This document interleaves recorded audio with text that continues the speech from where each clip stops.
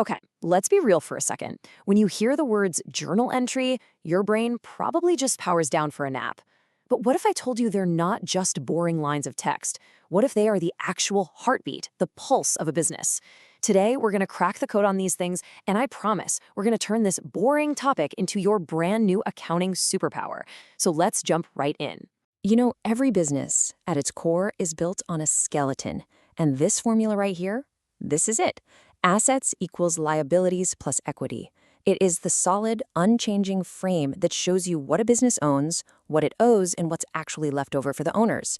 It's completely non-negotiable, but, on its own, it's just a pile of bones. It can't actually do anything. So what gives this skeleton motion? What makes it buy things, or sell things, or even grow? How does it actually spring to life? Well, it's not magic, it's mechanics. That's where journal entries come in. These are the muscles and the soul that make that skeleton get up and dance.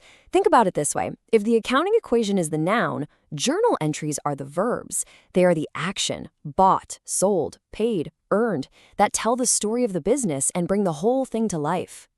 Okay, so to really get this, we have to learn the rules of the game.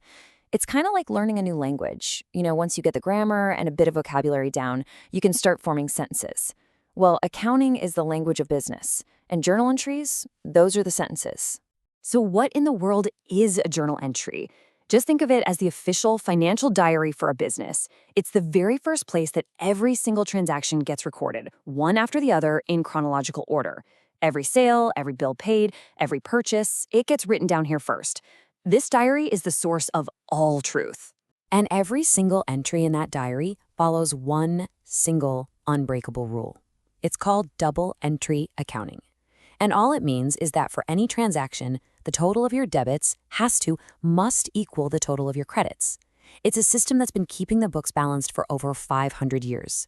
If they don't balance, the entry is wrong. That's it. It's like a law of financial physics. Okay, now I need you to listen closely because we have to unlearn the biggest myth in all of accounting. Forget everything your bank statement ever taught you about debit and credit. In the world of accounting, their meaning is incredibly simple. Debit means left side, credit means right side. That is all. Seriously, they are just labels for which column to put a number in.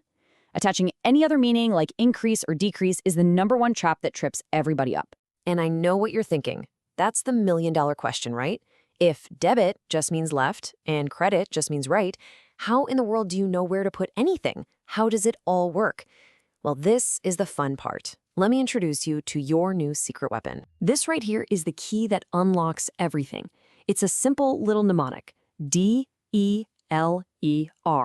Once you get this, you'll be able to correctly record almost any common business transaction. This isn't just some memory trick. It's the entire logic of the accounting equation, just distilled into a simple, powerful tool. So here's how DELER works. It basically splits all the different types of accounts into 2 teams. For any account on Team Deal, you make it go up by putting the number on the left side. That's a debit. For any account on Team LER, you make it go up by putting the number on the right side. That's a credit. That's the whole game. Deal accounts increase with a debit, LER accounts increase with a credit.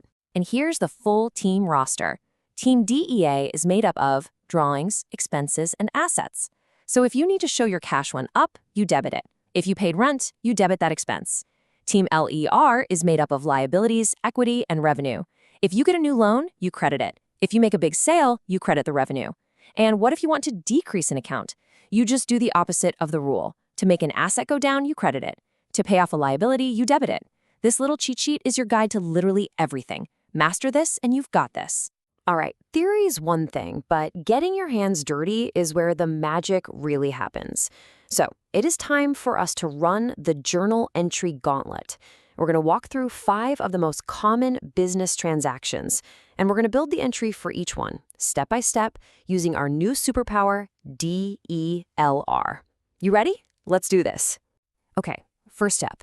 The owner puts $10,000 of their own cash into the business to get it started. So what's happening? 2 things. The business's cash is going up, and the owner's stake in the business, their equity, is also going up. Let's run this through our DELER filter. Cash is an asset. That's the A in DEA. So to make it increase, we debit it for $10,000. Equity is on the other team. It's the L in DELER. So to make it increase, we credit it for $10,000.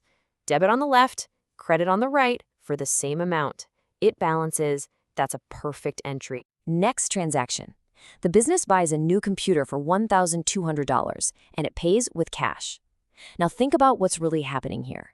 We're not losing value, we're just swapping one asset, cash, for another asset, which is the computer.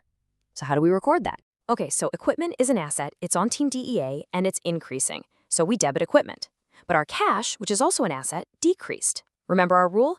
We debit assets to increase them. So to decrease an asset, we have to do the opposite. We credit cash for $1,200. See? One asset went up, one asset went down. The system works. Now for something a little different. The business buys $500 worth of office supplies, but it buys them on credit. That's just a fancy way of saying, we got this stuff now, but we promise to pay for it later. So our supplies, which are an asset, went up. That's an easy one now, right? We debit it. But this time we didn't use cash. We created a debt, which is a liability, specifically called accounts payable. Liabilities are on Team LER. So to show our debt has increased, we credit accounts payable for $500. And it balances perfectly. Oh, this is a good one. The business actually made money. It earned $300 in cash for doing some work. So what's the entry look like? Well, our cash and an asset went up by $300. By now, we know that's a debit. And we also earned revenue. Revenue is the R in LER, so we credit our service revenue account for $300. Money came in, revenue gets recorded. It's as simple as that. All right, last one, the final boss of the gauntlet, paying the $100 phone bill in cash. Every business has bills to pay. This is a classic expense. Okay, so when we pay a bill, our utilities expense is going up. Expenses are on Team DA, so we debit utilities expense for $100.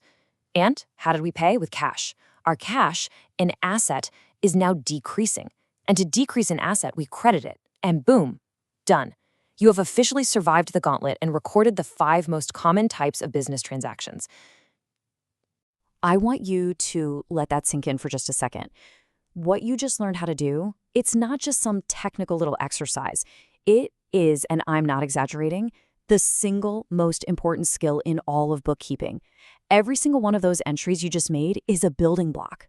And these blocks are stacked on top of each other to create the big financial statements, the exact reports that CEOs and bankers and investors use to make those huge, multi-million-dollar decisions. You now understand the language they're all speaking.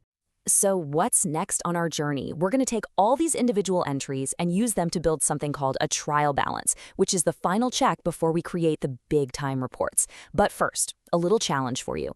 Down in the comments, write out the journal entry for receiving a $200 phone bill that you don't have to pay until next month. Think carefully. No cash moved yet. Use your DEA-LER superpower and show me what you've got. If you nailed this explainer, hit that like button and subscribe so you don't miss what we build next. We'll see you then.